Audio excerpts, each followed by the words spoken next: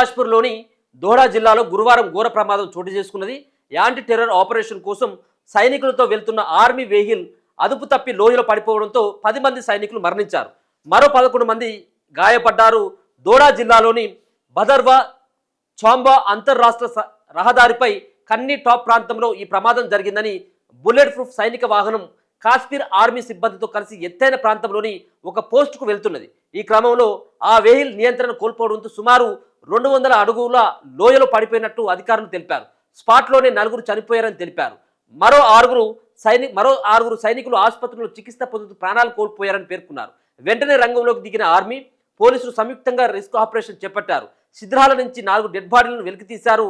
గాయాల పాలైన వారిని హెలికాప్టర్లో ఉదంపూర్ ఏరియా ఆసుపత్రికి తరలించారు. ఈ ప్రమాదంపై ప్రధాని Narendra Modi, defence minister Rajnath Singh, Jammu Kashmir lieutenant governor Manoj Sinha, CM Umar Abdullah, Congress president Mallikarjuna Kharge, మాజీ సీఎం గులాం నబీ ఆజాద్ దిగ్భ్రాంతి వ్యక్తం చేసిన మృతుల కుటుంబాలకు ప్రగాఢ సానుభూతి ప్రకటించింది. పాపం చాలా దురదృష్టకరమైనటువంటి ఒక ఘటన. జమ్మూ కాశ్మీర్లోని దోహడా జిల్లాలో గురువారం ఘోర ప్రమాదం చోటు చేసుకున్నది.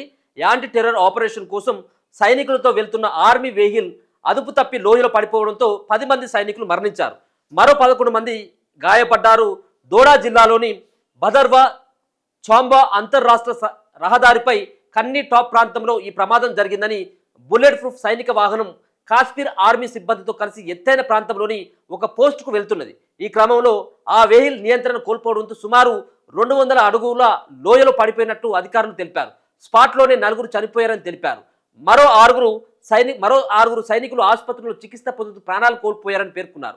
వెంటనే రంగంలోకి దిగిన ఆర్మీ, పోలీసులు సంయుక్తంగా రెస్క్యూ ఆపరేషన్ చేపట్టారు. శిథిరాల నుంచి 4 డెడ్ బాడీలను వెలికితీశారు.